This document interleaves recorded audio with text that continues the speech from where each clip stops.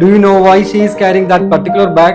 To know that, we need to brush up some history. 1967-ലെ Israel Palestine കോൺഫ്ലിക്റ്റിന് ശേഷം ഗാസയും വെസ്റ്റ് ബാങ്കും ഈസ്റ്റേൺ ജെറുസലേമും പിടിച്ചെടുത്ത ഇസ്രായേലിന്റെ മിലിറ്ററി അവിടെയൊന്നും പലസ്തീൻ ഫ്ലാഗ് ഡിസ്പ്ലേ ചെയ്യാൻ അവരെ സമ്മതിച്ചിരുന്നില്ല. Red, black, white and green കളറിലുള്ള അവരുടെ ഫ്ലാഗിന് ഓൾട്ടർനേറ്റ് ആയിട്ട് പലസ്തീൻസ് കണ്ടെത്തിയ സൊല്യൂഷൻ ആയിരുന്നു വാട്ടർമെലൺ. മെയിൻ ആയിട്ട് ഇതിന് 2 റീസൺസ് ആണുള്ളത്. ഫസ്റ്റ് വൺ ഓഫ് കോഴ്സ് വാട്ടർമെലന്റെ red, black, white and green colour തന്നെയാണ്. സെക്കൻഡ് റീസൺ എന്ന് പറയുന്നത് പലസ്തീൻ പോലത്തെ അത്ര ഫെർട്ടൈൽ അല്ലാത്ത മണ്ണിൽ പെട്ടെന്ന് ഹാർവെസ്റ്റ് ചെയ്യാൻ കഴിയുന്ന ഒരേ ഒരു ഫ്രൂട്ട് അത് വാട്ടർമെലൻ ആണ്. അങ്ങനെ വാട്ടർമെലൻ പലസ്തീൻ റെസിസ്റ്റൻസിന്റെ ഒഴിച്ചുകൂടാനാവാത്ത ഒരു സിംബലായി മാറി. ഇപ്പോൾ പലസ്തീനിൽ നടക്കുന്ന ജനോസൈഡിന് അഗെയിൻസ്റ്റ് ആയിട്ട് നടന്ന ഏതാണ്ട് എല്ലാ പ്രൊട്ടസ്റ്റുകളിലും വാട്ടർമെലൻ റെഫറൻസുകൾ ഉണ്ടായിരുന്നു. പലസ്തീൻ സോളിഡാരിറ്റിയുടെ ഭാഗമായി തന്നെയാണ് കനി കുസുദ്ദീൻ വാട്ടർമെലൻ ഭാഗവുമായി ക്യാൻസിൽ പോയത്. പലസ്തീനിൽ ഇപ്പോൾ നടക്കുന്ന ഈ ജനോസൈഡ് തെറ്റാണെന്ന് നിങ്ങൾക്കും തോന്നുന്നുണ്ടെങ്കിൽ please share this video to your friends and family.